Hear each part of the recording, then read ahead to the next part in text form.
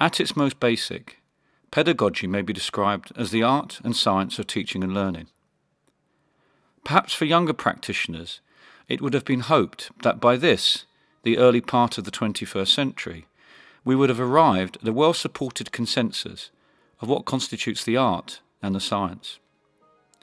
Alas, not only do we draw an embarrassing blank here, but we must also be a little red in the face that there is no reliable authority to which we can turn for an explanation.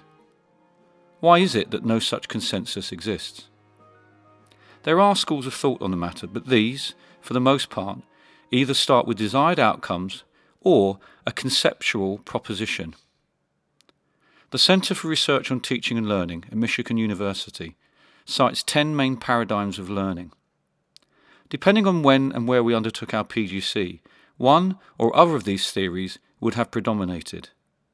For the lucky ones, perhaps a certain degree of comparative analysis would have helped inform their understanding.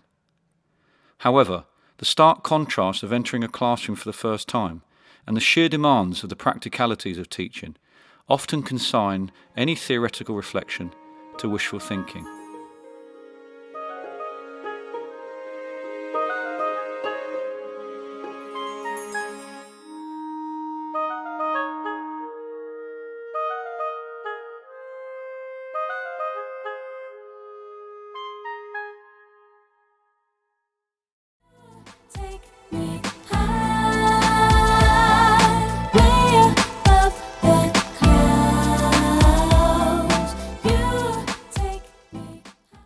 There's a danger here of feeling a little overwhelmed.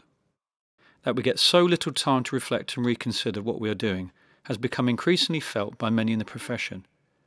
However, whilst there are many things we cannot change, there are others that we can, and these can have a huge impact. Much has been written and discussed regarding Sir David Brailsford's concept of marginal gains. This has often been reduced to the idea that we have to keep trying to improve, and this becomes the driving mantra. However, this is not where he started in practice. After all, didn't everyone in elite sport want to improve? No, he began by noticing that the most significant impact was the sense of motivation created by recognizing when something was done well. This was not linked with an end gain or outcome. Even though outcomes were measured, these were only ancillary to the feeling of success. It was this sense of doing something well that made the cyclist get back on the bike. This is a significant distinction to make, as if we fail to recognise what is being done well, the end result is demotivation. Here is a quote by David Hall, Derek James and Nick Marsden. This is based on their work on marginal gains and its application to performance in management organisations. However, what's really interesting is their take on the public sector.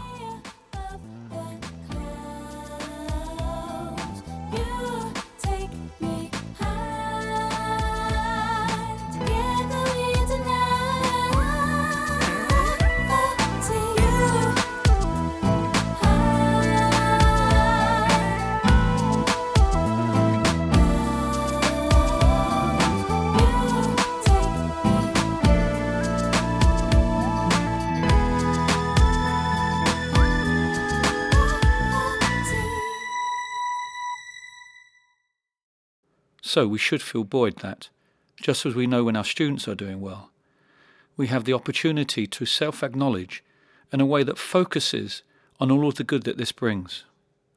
Our authors describe this as not always easy to measure, but nonetheless emotionally valid. In the next part of this presentation, we're going to reflect on an example of this in practice and link specifically to oracy in the sixth form. But first, I'd like to build on the idea of emotional validity in a manner that might help us to begin to co-create an approach to oracy.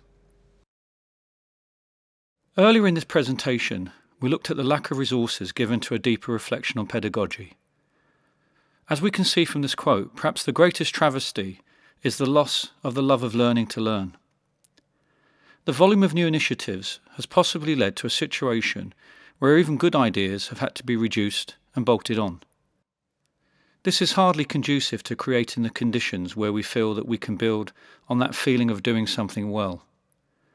Almost inevitably, this can become a downward spiral and, whether it is Oracy or any other initiative, the chances of success are reduced and the motivator in the end becomes the fear of failure. However, all is not lost, and we might be able to learn from the past.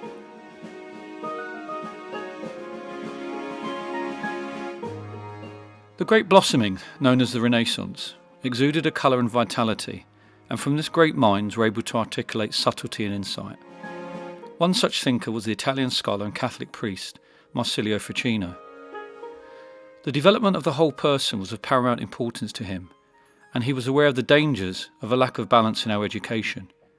Ficino, in his commentary on Plato's dialogue Philebus, illustrates that, as far back as ancient Greece, there was an awareness of the shortcomings of a narrow approach. Plato, he states, shows that dialectic, or logical argument, must not be given to adolescents, because they are led by it into three vices: pride, lewdness, and impiety. For when they first taste the ingenious subtlety of arguing, it is as if they have come upon a tyrannous power of rebutting and refuting the rest of us.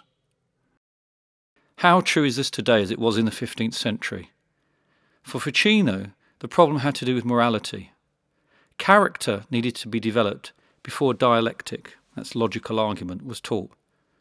We do not want to repeat such a mistake, and so we must ask, do we want to develop oracy without being mindful of the moral character of our students? I would argue not. So it is imperative that we start by looking at creating a framework, not just for oracy, but for all our new initiatives. A value-based education, no less. With the advent of it being compulsory to teach British values, there is a growing awareness that our young people will need more than academic qualifications to navigate the demands of an ever-changing global dynamic. I was fascinated to see this on the values-based education website. As well as stating what values-based education is, it also makes it clear what it is not.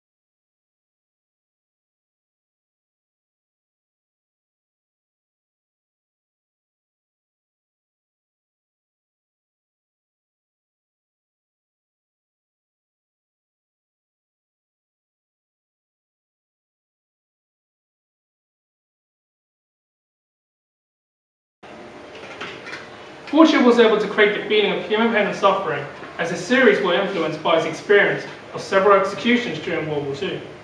Regarding Fortune's experience, Fortune's use of texture reminded me of wounded human flesh. I found this disgusting.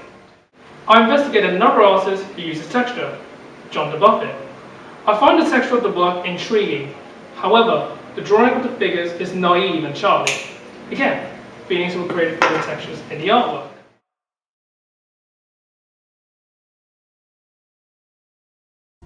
This is why I'm basing my work on Jean Virtue's paintings, as I really like the idea evoked in his work.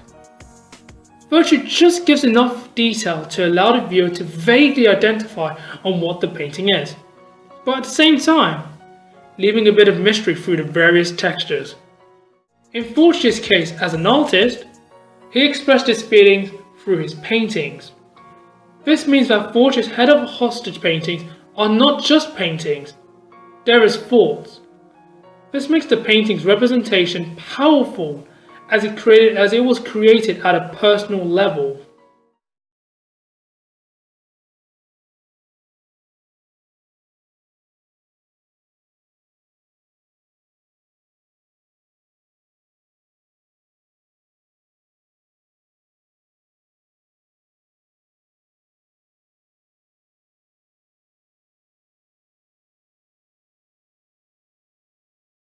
The four strands of oracy are the physical, the linguistic, the cognitive, and the emotional. The physical is all about your voice and your gestures, so tone, pitch, rhythm, pace, and the gestures that you're using to influence your point. You have linguistic, which is all the language that you're using. The cognitive is the argument behind what you're saying, the reasoning. And you have emotional, which is how you connect the audience and how you're getting across your point to them.